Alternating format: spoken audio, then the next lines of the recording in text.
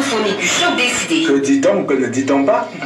Faut laisser parler les gens. Zapresse, pouvoir à la libre pensée. Journalistes et assimilés, universitaires, experts et autres leaders d'opinion débattent des sujets marquants de l'actualité de la semaine, sans complexe. Tous les sujets sont abordés sans tabou.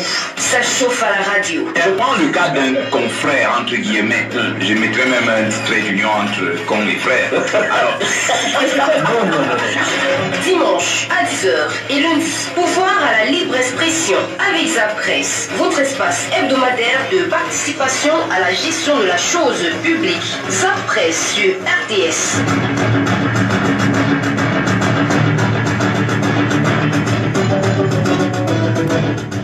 Mesdames et messieurs, bonjour. Bon dimanche à toutes et à tous. Le train de Zapresse est d'origine déjà sur les rails de la RTS. Il s'ébranle en ce moment même.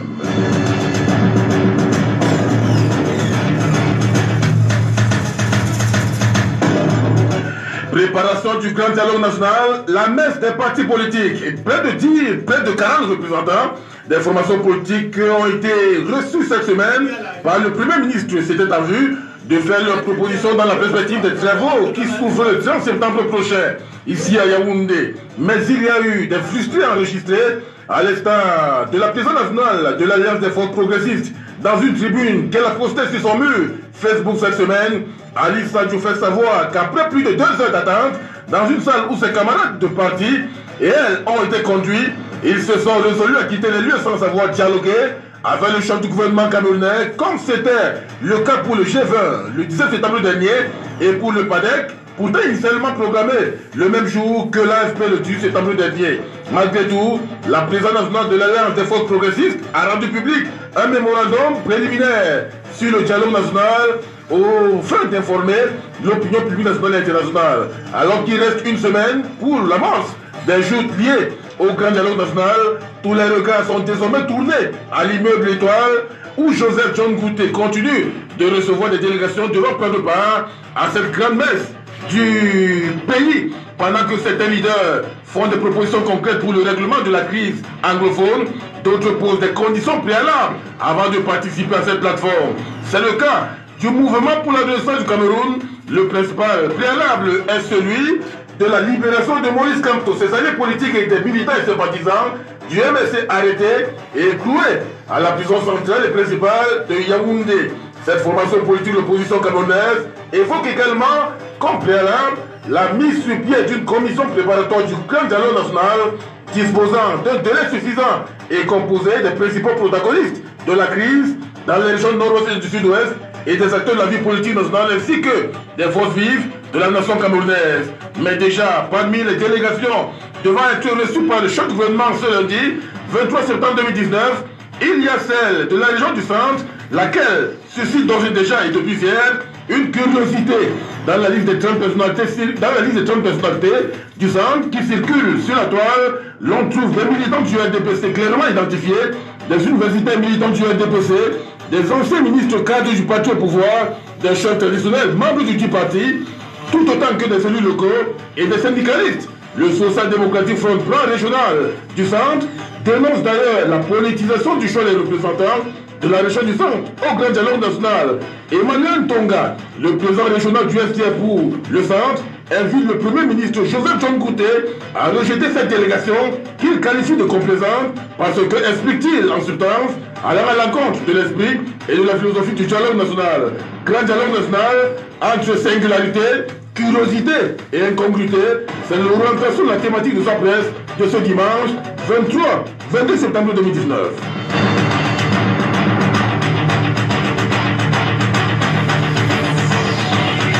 Invité au débat pour en parler de manière substantielle, Simon Melanga, journaliste à l'hebdomadaire L'Action et membre de la sous-commission communication et marketing du Rassemblement démocratique du peuple camerounais. Jean-Pascal Diala, journaliste à Royal FM, Jacques Bell, observateur et analyste de la scène politique, Fouajikwa Blaise Djoumangang, membre de la coordination nationale du Parti camerounais pour la réconciliation nationale, Louis Cesbron Manga, secrétaire général départemental de Yaoundé 4, MSC chargé des affaires administratives, des questions électorales et de la vie locale. Il représente d'ailleurs MSC et alliés. L'invité exclusif de cette émission, c'est la présidente nationale de l'AFP, Alice Sadio, qui sera bel et bien avec nous sur le plateau. Mise en ordre, Billy Sonia Tedjou, Régine Antel Vigomedassi, collaboration Ibn Sentiki, Jean-Charles Biola, Tatiana Mélier Techou d'Infoso, Roméo Mouting et Chirek Iliassou Boumier, qui est le responsable du site internet Panorama Papers, où est diffusée en ce moment même l'émission Zapresse. Bien vouloir, vous nous envoyez vos SMS au 689 46 010 et dans le forum Zapresse officiel de la RTS. Je suis Serge Bicol, un prêt s'impose avant le débat proprement dit.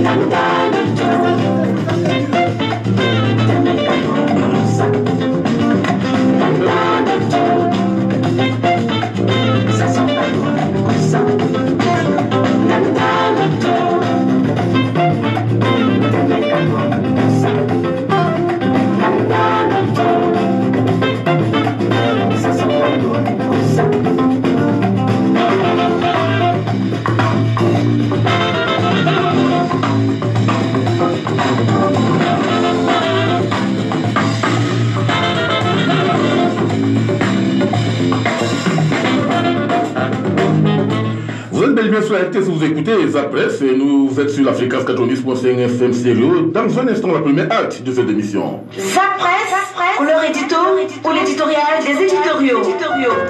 C'est avec Benzer Zikia qui nous disons bonjour. Bonjour le Benzer. Bonjour, c'est Jamie Nico, salut à toutes et à tous. La mort en silence, c'est le cas d'Amadou Vamoulki, en prison à Kondengui depuis 3 ans. Il n'y a que la presse française et des élus français qui s'intéressent à ce cas de délit de justice, somme toute assez courant au Cameroun, s'offusque le quotidien Le Messager.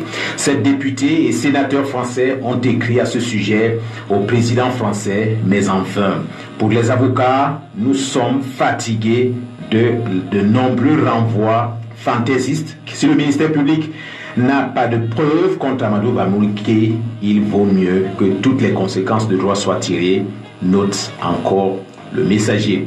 Le défenseur de l'ancien directeur général de la CRTV affirme que depuis l'ouverture de l'affaire ministère public contre Amadou Vamoulki, même les témoins refusent de comparaître. Maître Alice Komadu a du reste révélé que certaines pièces présentées comme documents accablants contre leurs clients ont été rejetées par la justice.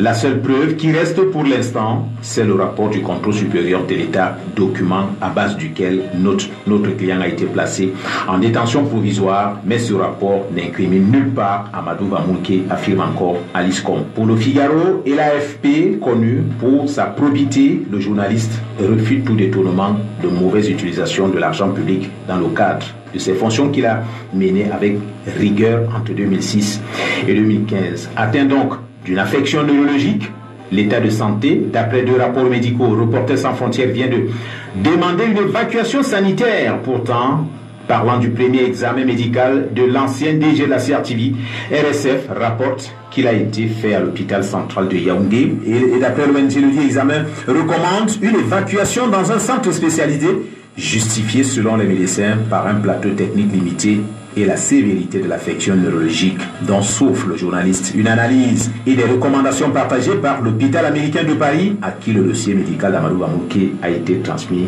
pour avis. Dans le certificat consulté par RSF, le professeur et neurologue Hervé Taïlia estime que l'homme de 69 ans présente un tableau déficitaire de 2 membres sévères et évolutifs qui nécessite des examens et des traitements qui semblent difficiles à réunir sur place. Il recommande donc une évacuation sanitaire en France. L'Assemblée nationale française a, pour la première fois, abrité une conférence de presse à laquelle RSF et plusieurs députés ont participé en février pour demander la libération immédiate du journaliste camerounais. Le Messager se demande donc que fait donc Vamoulki en prison. Qui a intérêt à ce qu'il ne respire pas l'air de la liberté? Pourquoi le Cameroun est-il devenu un univers carcéral? Seul journaliste africain nominé au prix Reporters sans frontières de 2019 pour la liberté de la presse, l'ancien directeur général de la CRTV, Cameroun Radio en télévision, a, selon RSF, régulièrement dénoncé le monopole d'information détenu par la chaîne TV publique et la criminalisation des professionnels des médias. Ainsi donc, après 21 renvois, les observateurs fondaient leur espoir sur l'audience qui s'est tenue le 16 septembre 2019 à Yaoundé afin de permettre sa libération. Pour nos messagers, notre pays, notre Cameroun semble donc atteint d'un mal plus grave que celui d'Amadou Vanouké. La priorité semble donc l'évacuation urgente du Cameroun pour la transformation d'un cœur nouveau qui ne s'obtient qu'au niveau de l'esprit saisi. Il est donc, écrit encore le messager, urgent d'attendre pour Vanouké et pour bien d'autres prisonniers qui attendent que la justice revienne habiter au Cameroun, conclut le messager. L'esprit du dialogue, c'est l'éditorial de l'hebdomadaire L'Action. Une semaine après le discours du président de la République, convoquant donc un grand dialogue national sans exclusive pour la fin du mois de septembre, les préparatifs gagnent en intensité auprès de tous ceux qui se sentent plus ou moins concernés par cet événement. Au sein des principales institutions de la République, cite L'Action, célébrant le bas de combat, principalement dans les services du Premier ministre, chef du gouvernement chargé de présider les travaux. Depuis quelques jours, l'activité y est rythmée par les consultations de différents groupes acteurs politiques ou de la société civile. Naturellement, les partisans de la surenchère, écrit encore L'Action, et les maximalistes, nonobstant les mises en garde du président de la République, ne baissent pas les bras et continuent de poser des conditions et des préalables à toute participation aux travaux.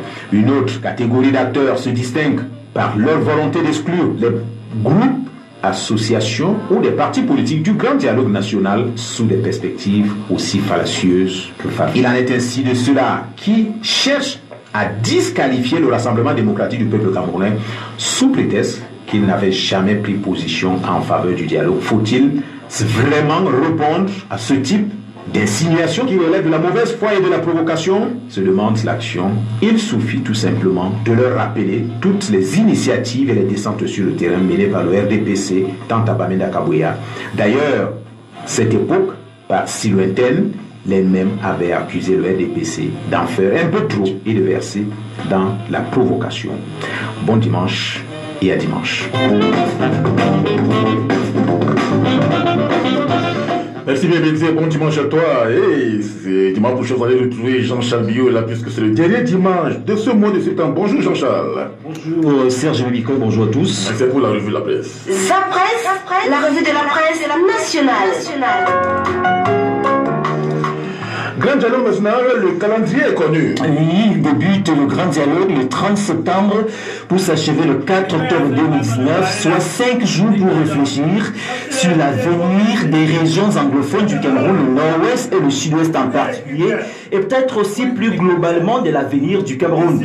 C'est un grand dialogue, précise RFI.fr, qui vise prioritairement à résoudre la crise qui oppose aux groupes armés indépendantistes et les forces de sécurité dans les régions anglophones. Crise qui aujourd'hui a fait plus de 2000 morts selon International Crisis Group, invité aussi à ce grand dialogue national au Cameroun.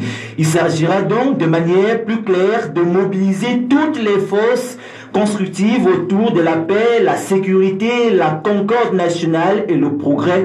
Peut-on lire sur le site nationaldialogue.cm, le site internet du Grand Dialogue National. Parmi les thèmes à aborder, il y a le bilinguisme, le retour des déplacés, la démobilisation et la réinsertion des ex-combattants ou encore la décentralisation, entre autres. Problème ? Pourquoi ne pas parler de forme de l'État tout simplement? Des thèmes comme le fédéralisme pourront-ils être évoqués, s'interrogent quelques acteurs politiques. En tout cas, le fédéralisme, c'est bien la forme de l'État qui séduit les SIF. D'ailleurs, soupire le Figaro en France, le Social Democratic Front n'a pas manqué dans ses propositions remises au Premier ministre chef du gouvernement de marquer à l'encre noire que la forme de l'État devrait être discutée en vue de l'adoption d'une nouvelle constitution au Cameroun. Fédéralisme pour le FDF, fédéralisme aussi pour le PCRN. Oui, le Parti camerounais pour la réconciliation nationale appelle cela le fédéralisme communautaire. De quoi s'agit-il? En fait, répond le Bled Parle, il s'agit d'une forme aboutie de la décentralisation. En clair, argumente Cabral Libi, ici la communauté n'est pas une ethnie, Elle peut contenir cependant plusieurs ethnies. C'est un groupe social, une collectivité ayant entre autres alternativement, non cumulativement en commun, un lieu, une culture, des intérêts et des caractères, etc., etc. Beaucoup d'acquis sont à préserver. C'est juste des correctifs qu'il faut faire sur certains tracés de notre circonscription afin d'épouser réellement nos réalités historiques et anthropologiques et appliquer désormais une frange autonome. Bien plus, ajoute-t-il, le fédéralisme communautaire impose une révision des contours des régions camerounaises qui, selon son point de vue, ont été tracés sur des bases de calculs politiques, mais n'ont pas tenu compte des réalités sociologiques et anthropologiques historiques. Toutefois, Pointe Actu Cameroun, il y a certes cette forme de l'État qui intéresse Cabral Libye, mais il y a aussi la situation des détenus arrêtés dans le cadre de la crise dite anglophone. Si Cabral Libye ne fait pas de cela un préalable comme le SDF, il jette néanmoins une bouteille dans la mer, je cite, « Nous sommes dans le grand dialogue national et le chef de l'État a évoqué l'hypothèse du pardon. On peut aller plus loin dans la libération des détenus dans le cadre de cette crise dite anglophone. On ne peut pas nier non plus qu'il y a eu une crise post-électorale au Cameroun. Pourquoi n'irait-on pas aussi jusqu'à libérer les personnes détenues dans le cadre de cette crise-là, s'interroge le troisième à cette élection présidentielle du 7 octobre 2018. Et avec cette dernière phrase, on comprend qu'il faisait allusion au candidat arrivé deuxième à cette élection. Il n'a pas prononcé son nom, mais pas beaucoup de difficultés pour décoder le message, encore moins le référent. C'est bien Maurice Kamto, ses alliés politiques et les autres militants du MRC arrêtés dans le cadre des marches dites blanches.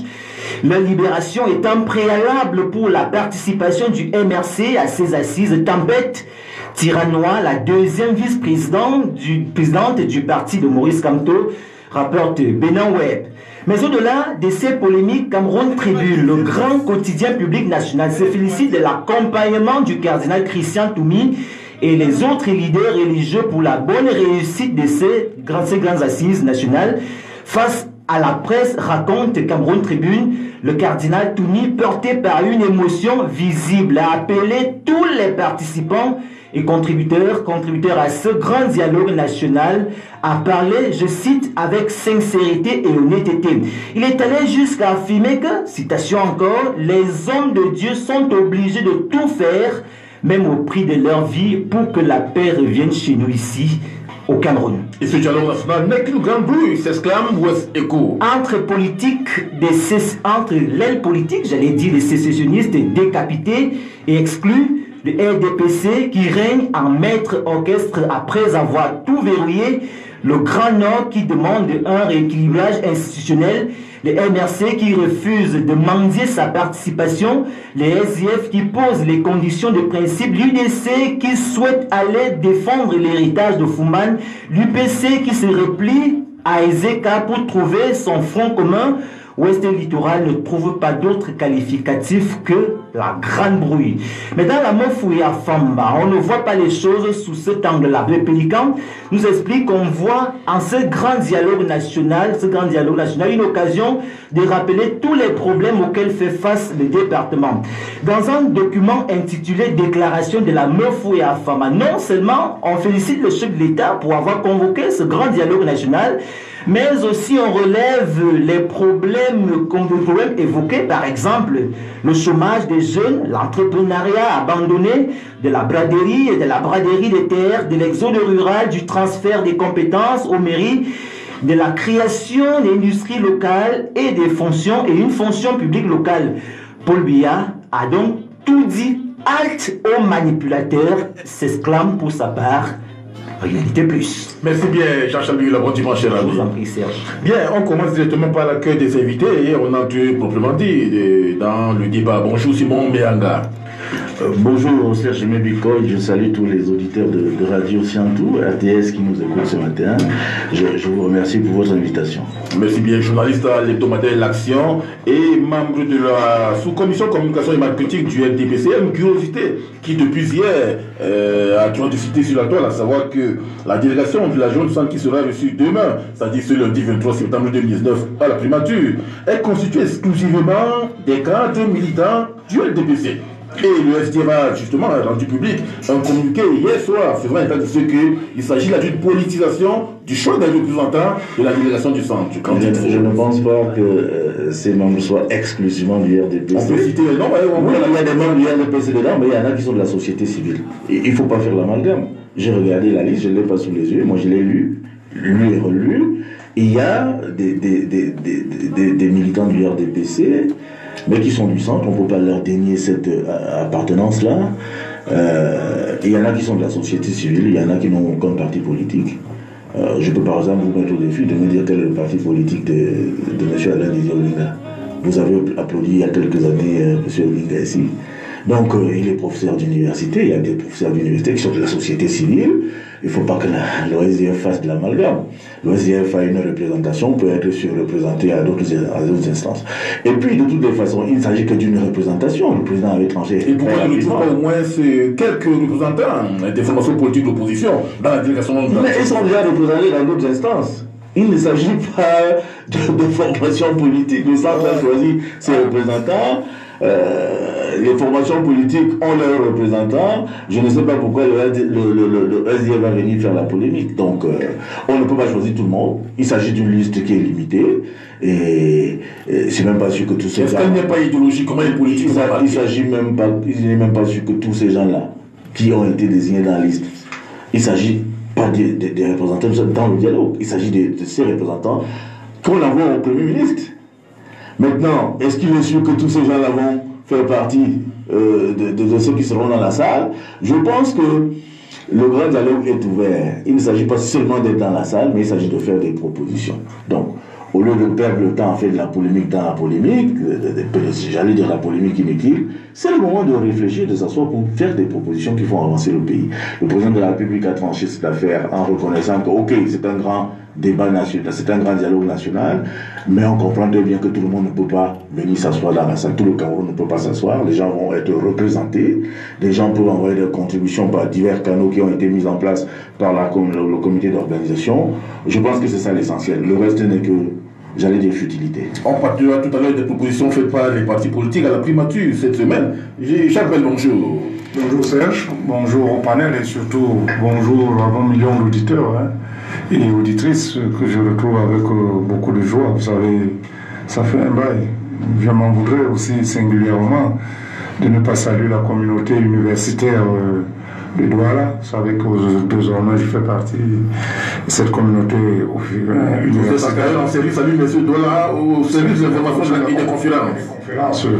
Donc permettez-moi de saluer mon recteur, le professeur Magloire Ondoa, qui, il faut le dire, en l'espace de 2 mois, a marqué son terrain, puisque de ce côté, il y a eu beaucoup de réformes. Vous allez quand même me donner l'occasion, parce que c'est ma première sortie depuis que j'ai été coopté. Oui, je peux utiliser l'expression coopté de ce côté. Vous savez que l'université a 3 grandes missions: la formation, la recherche et le développement.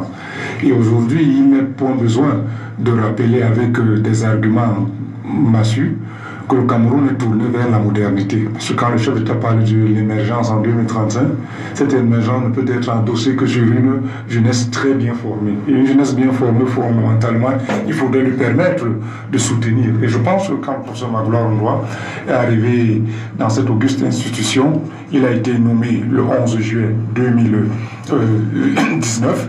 Il a pris fonction le 17 juillet 2019. Et je pense que quand il est arrivé, l'un des dossiers cruciaux qu'il a trouvé sur la table, c'était les questions de soutenance. Parce qu'il faut comprendre quand même qu'il y a des gens qui avaient finalisé leur thèse, mais on ne comprenait pas pourquoi est-ce que les enfants ne parvenaient pas à soutenir.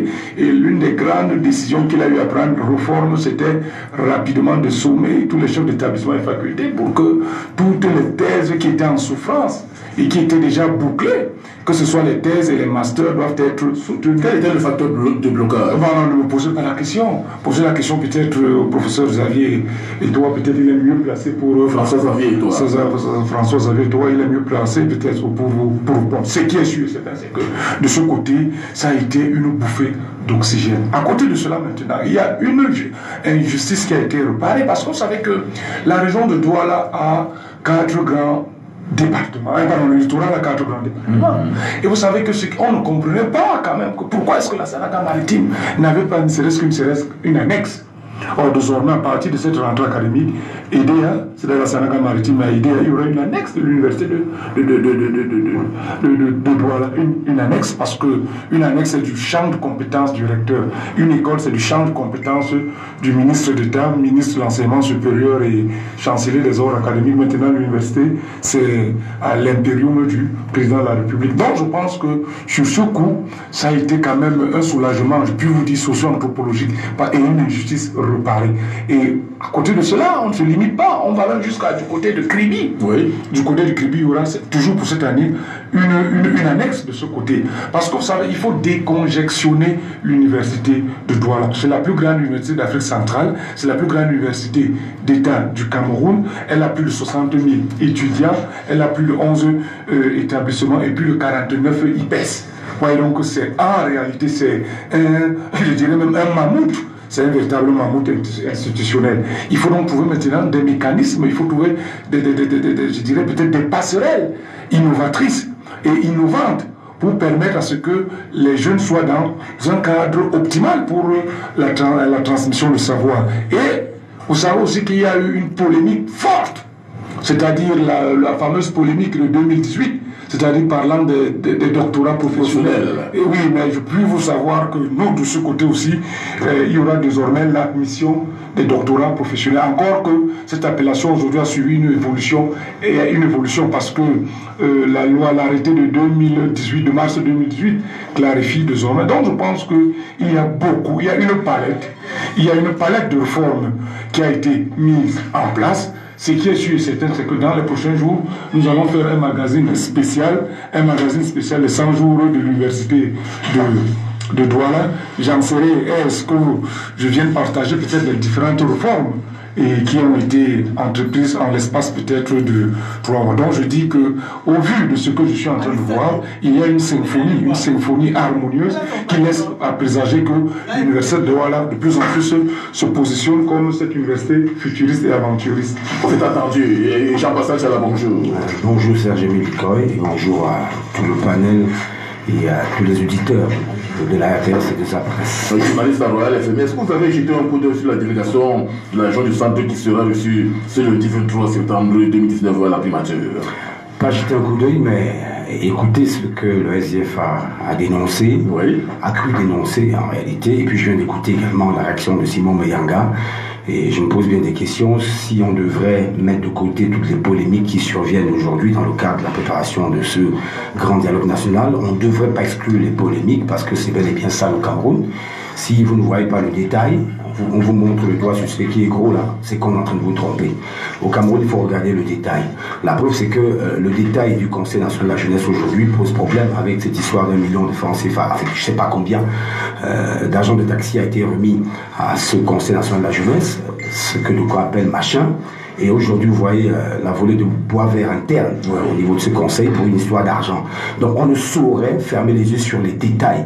On peut effectivement se questionner pourquoi une délégation qui est dans la région du centre n'a son sein que 70% de représentants du RDPC et les 30% viennent de la société civile et des acteurs libres comme ça. Non, la région du centre, c'est aussi plein d'acteurs qui n'ont rien à voir avec le RDPC et qui ont à voir avec d'autres partis politiques qu'il faudrait associer aussi dans cette représentation-là. Et puis, qui a dit que le nombre de personnes dans cette délégation est limité? Moi, c'est des questions que je me pose. Est-ce que réellement c'est limité? Qui a limité? Que peut-être Simon nous dira plus tard. Parce que je ne comprends pas comment on peut avoir, au bas mot, plus de 50% de représentants du RDPC dans une délégation qui concerne la région du centre. C'est à croire que la région du centre est une affaire du RDPC et pas des autres Camerounais et des autres formations politiques. Donc à ce niveau, il y a quand même un bémol à mettre. Mais je comprends que les réponses politiques qui nous viennent du RDPC, chacun peut les apprécier comme il voudra. Mais en réalité, j'insiste pour dire qu'on ne saurait fermer les yeux sur les détails. Tous les détails qui vont entourer la préparation de ce grand dialogue, son déroulement et même l'après-grand dialogue vont nous intéresser. C'est dans le détail que se trouve le diable. Hein, et c'est là-bas qu'il faut aller l'extirper. Alors, ne faisons pas comme si il y a une mal. C'est vrai que j'ai également une question à poser à Jacques Bell, à qui je dis bonjour. Bonjour. Quelle est la situation? Je suis obligé, c'est une question très importante. Parce que ça part, oui, merci beaucoup. Ça part d'un fait qui a marqué quand même l'université de Douala.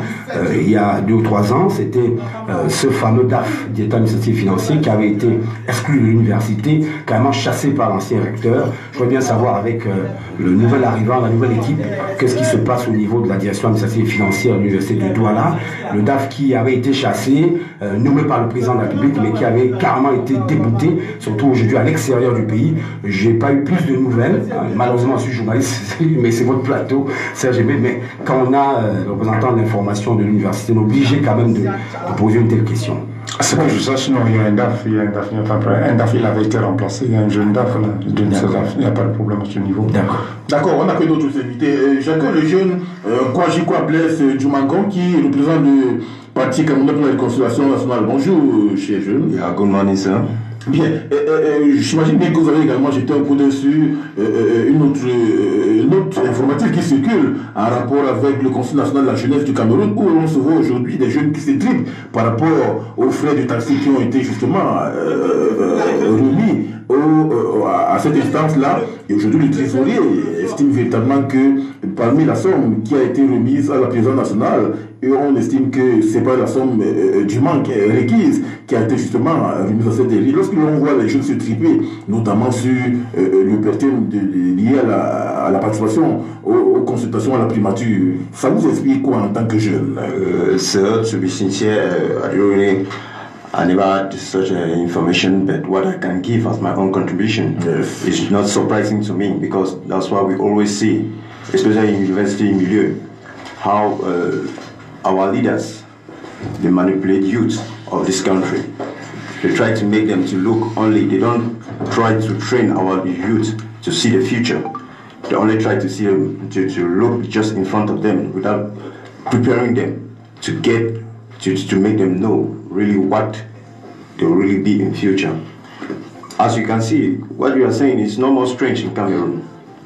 It's not strange. Youth nowadays want easy life, just be free, yeah. So that's an opportunity that the regime in place, they will take the opportunity to stay and just be giving them the little coins that they need.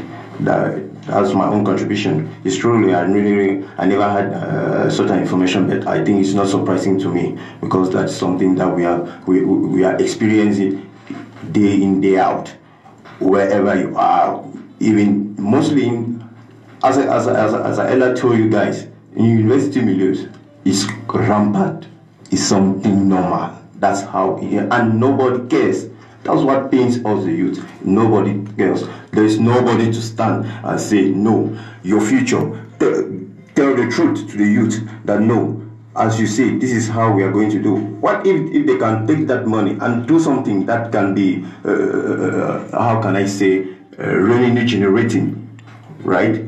That is creating activities that can permit youth to ameliorate their life, that they can work. We can, if something like economic activities that they can use those money that are bribing the youth, if they can put money in the economy, it could generate more income instead and give and ameliorate the living conditions of many Cameroonians. In fact, that's what I can give as my own contribution. D'accord, c'est entendu. Serge, est-ce que vous pouvez permettre au PCRN de grandir un peu d'abord? Pour quelle raison? C'est son avis. Commencer à donner des leçons. Je dis qu'on ne peut pas partir d'une caricature, j'allais dire d'un fait divers, pour faire la généralisation d'une situation de la jeunesse du Cameroun. De penser que le pouvoir passe le temps à corrompre les jeunes. Je ne veux pas venir ici vous citer tous les projets que la République met en place en faveur des jeunes, en faveur de l'insertion des jeunes. Il y a tout un ministère qui a été créé, il y a plein de projets qui existent, plein de milliards qui sont en faveur de l'insertion sociopolitique des jeunes. On ne va pas parler de ça ici sous la forme de raillerie parce qu'il y a eu un fait divers relativement à de l'argent de taxi. Il ne s'agit pas de corruption. On ne peut pas mettre dans la poubelle tout ce que le gouvernement fait pour la jeunesse parce qu'il y a un fait divers.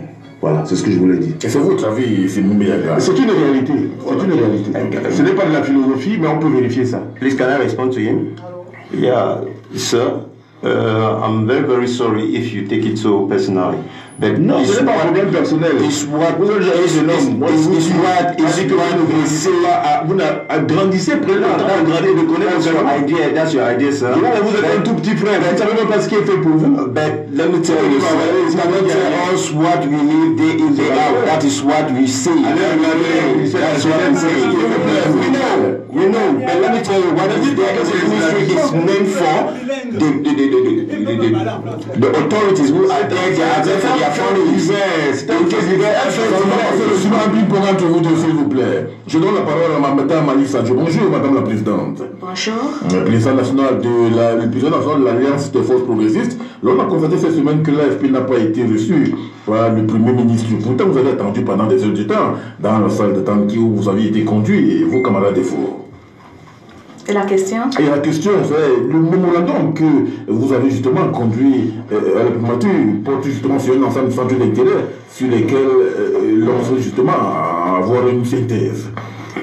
Alors, quand vous dites nous avons longuement attendu, je pense que la meilleure restitution des faits, c'est de préciser que l'Alliance des forces progressistes ne s'est pas invitée dans les services du Premier ministère. Nous avons dûment été invités et vous pouvez le vérifier dans le site qui a été créé à cet effet. Et notre invitation était prévue pour le 19 septembre 2019 à 15h précisément. Et quand vous regardez le listing, vous voyez bien qu'après nous, c'est dans la même journée qu'on recevait des partis tels que l'Univers, le PADEC, etc. Même que le PADEC passait à 16h précises, c'est-à-dire 1 heure de temps après notre entretien avec le Premier ministre.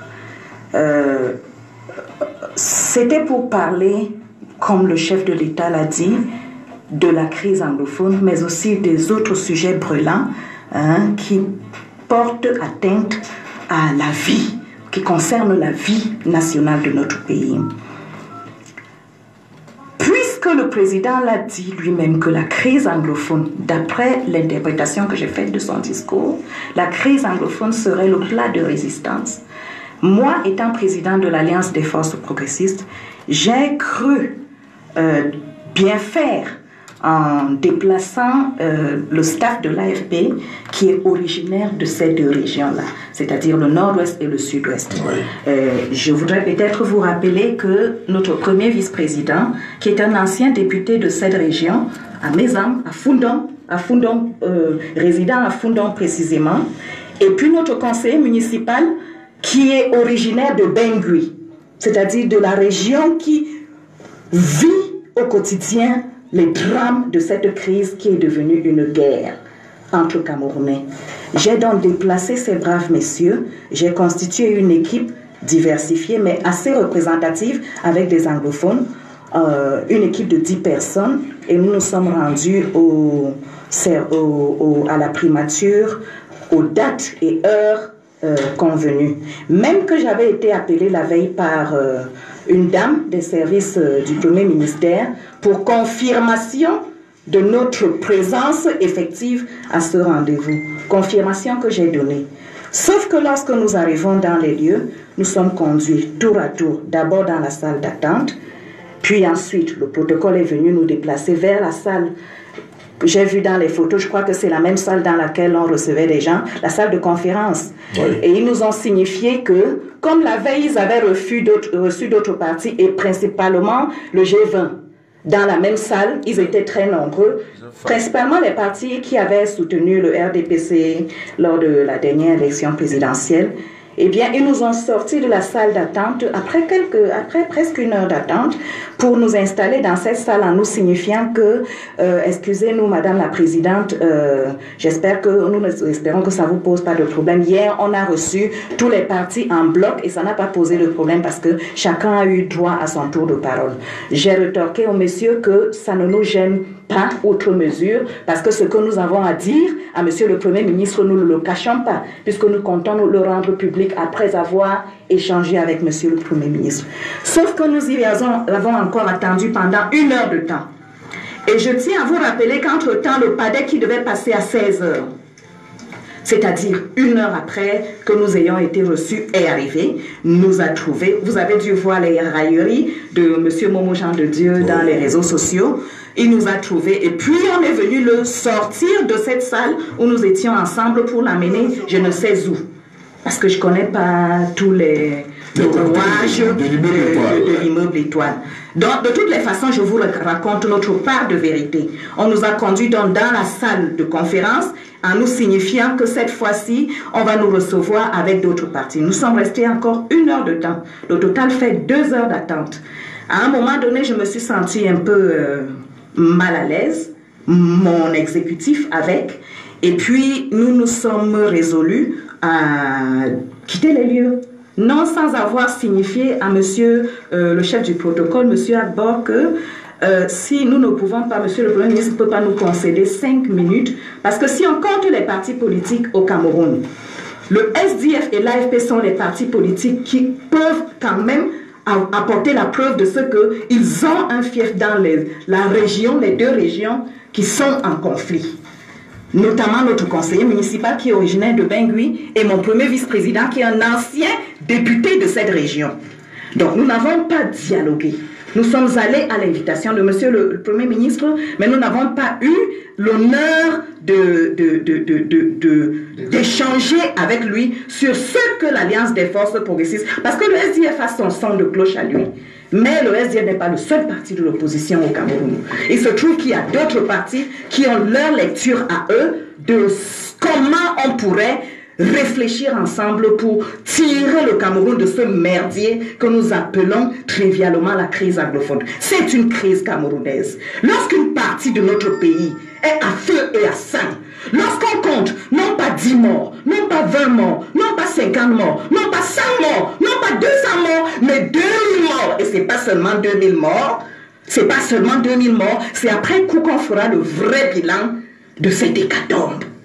Lorsqu'on parle de 2000 morts dans le corps social camerounais, je parle d'un corps. Les anglophones ne sont pas coupés du reste du Cameroun. Nous devrions avoir une attitude un peu plus responsable. Alors, la question que je me pose, je vous raconte dans ce qui s'en est suivi. Oui. Nous avons signifié à monsieur que nous allons partir. Il s'est plié en 4, je dois avoir l'honnêteté de le dire, mais sans nous dire qu'est-ce qui bloquait. Pour nous expliquer que vraiment, on va nous recevoir demain. Je suis rentrée avec mon staff. Certains ont dit, nous travaillons. Nous avons quitté nos lieux de service et là, on est en semaine. Donc certains sont rentrés. Certains sont rentrés, mais quelques-uns sont restés, notamment ceux originaires du nord-ouest du sud. Et puis ce sont leurs enfants qui meurent. Ce sont leurs cousins, leurs filles qui meurent. C'est eux qui vivent le choc traumatique de ces cadavres sur lesquels ils trébuchent chaque jour quand ils sortent de chez eux. Donc, ceux du Nord-Ouest ont refusé de rentrer, ils sont restés. Le lendemain, monsieur le chef du protocole avait promis de m'appeler pour me signifier la nouvelle heure. Nous étions de bonne foi. Nous étions dans un esprit disposé. Oui. Alors, le lendemain, j'ai attendu jusqu'à 13 heures. Monsieur le conseiller municipal de l'AFP, le ancien maire de Bangui, de la même commune, m'a appelé et dit, Madame Présidente, what do we do now? Je lui ai dit, patiente encore, comme ton bus c'est dans la nuit là. Comme ton bus c'est dans la nuit là, même si tout le monde rentre, je te prie de bien vouloir patienter. Parce que je ne peux pas parler, il faudrait que tu sois là, même si je prends la parole, il faut que tu sois là parce que c'est vous qui vivez cela au quotidien. On a attendu jusqu'à 13 heures passées, on a convenu de ce que j'appelle monsieur le chef du protocole pour savoir ce qu'il en était. J'ai appelé monsieur le chef de protocole, il était question que vous m'appeliez. Aujourd'hui, j'ai toujours pas reçu votre coup de fil. Il me dit, let me go back to the office, then I will call you back, Madame President. J'ai dit, ok, thank you. On a encore attendu jusqu'à 17h. J'ai dû amener mon staff quelque part pour les faire manger, prendre... un peu. Et puis, j'ai pris des dispositions pour que chacun rentre dans sa localité de résidence. Voilà les faits. Mais non sans avoir pris soin, puisque j'ai dit à monsieur le chef du protocole, le directeur du protocole du Premier ministre, que nous sommes rendus à plus de 15 heures. Je ne peux pas faire attendre les gens ici indéfiniment. Ce sont les gens qui sont venus de partout pour assister à ce rendez-vous que vous nous avez vous-même convié. Donc, je vais envoyer mon secrétaire général. Je n'y suis plus allée. Soit dit en passant, dans les millions ou les pas millions dont vous parlez, j'espère que vous prenez soin d'écarter l'Alliance des forces progressistes, qui est le parti des hommes intègres.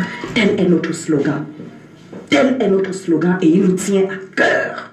Nous aimons être petits. Nous y mettons dans notre organisation politique de la valeur, des principes, parce qu'on ne peut pas accoucher d'une nouvelle république sans les valeurs.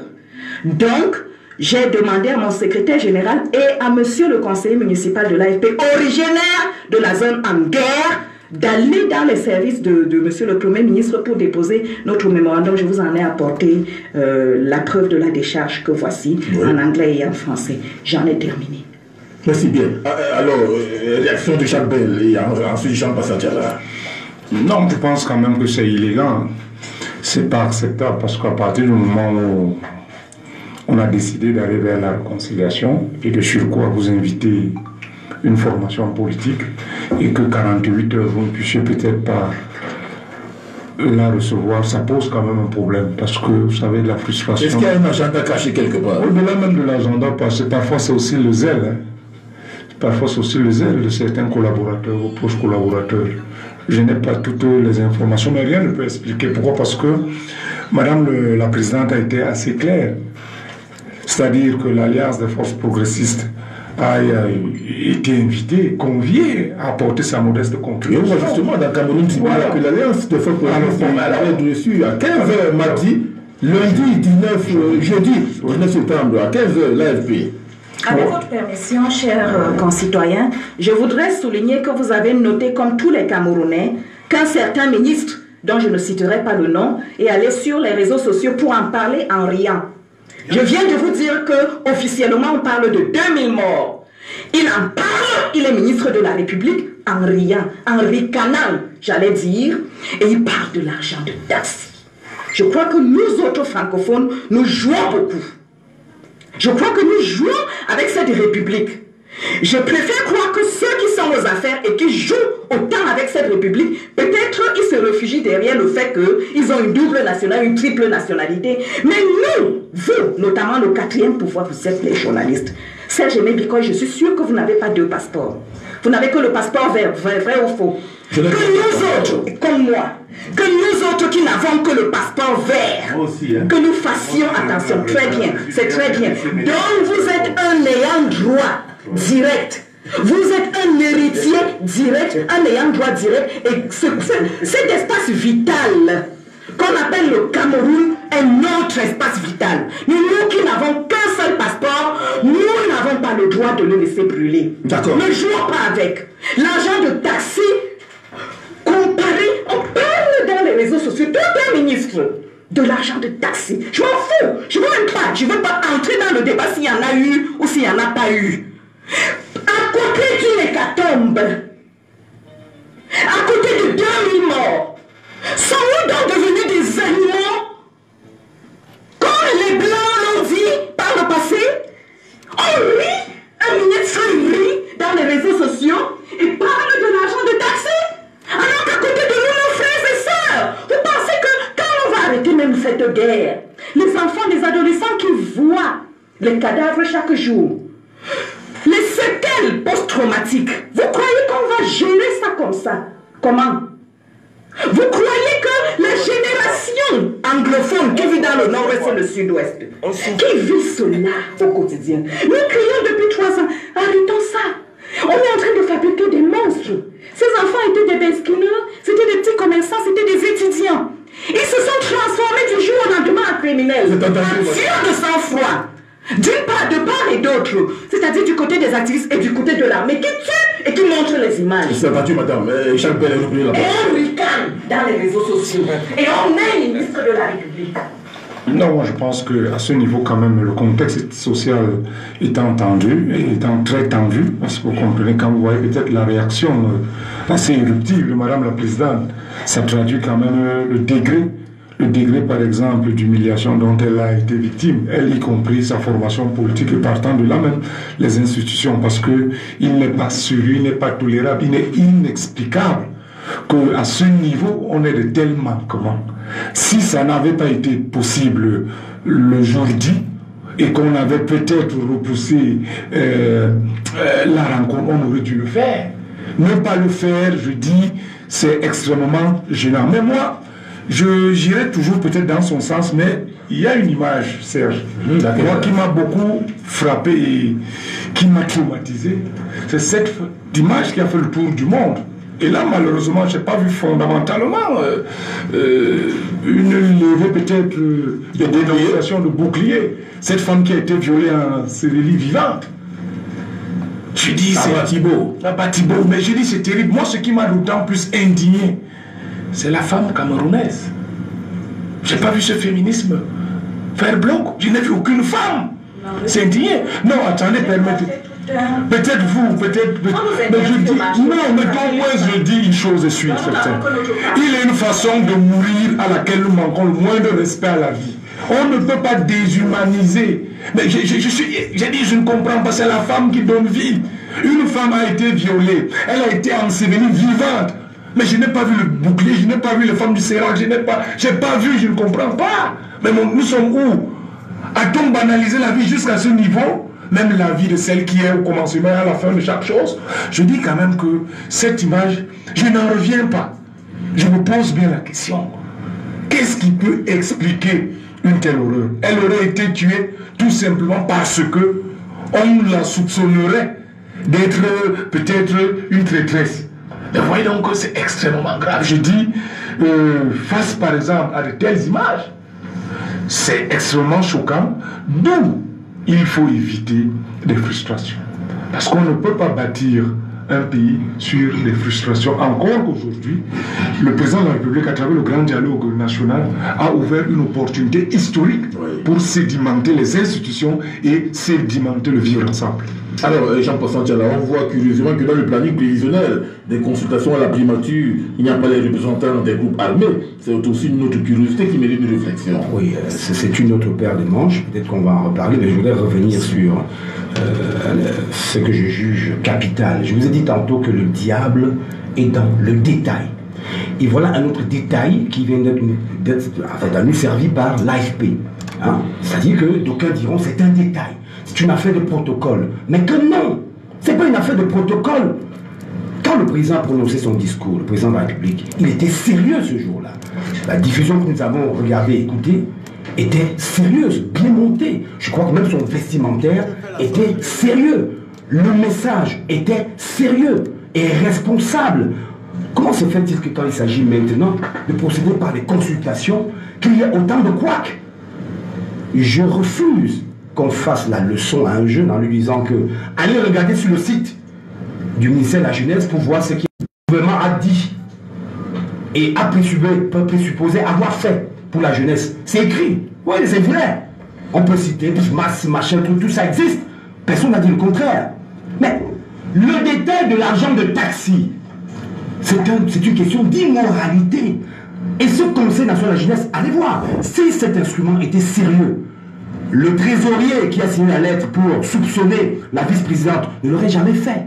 C'est parce qu'effectivement, ça a été un montage de toutes pièces. Je me rappelle que sur la presse, vous avez reçu un candidat ici qui avait été débouté par Fonguéné, qui est du RDPC, qui avait été débouté, chassé par le ministre dans le cadre des élections concernant ce Conseil national de la jeunesse. On a choisi d'autres gens et aujourd'hui, on a le résultat. Il n'est pas question de laisser croire aux Camerounais que les détails ne sont pas importants. Nous allons veiller.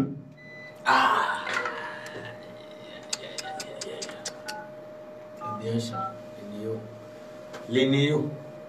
Alors, c'est seulement qu'il continue. Il continue comment? Pour l'enregistrement. C'est le groupe ou c'est quoi? NDH. On ne dirait pas au groupe qui font Massa. Les néos, non. Les néos, c'est la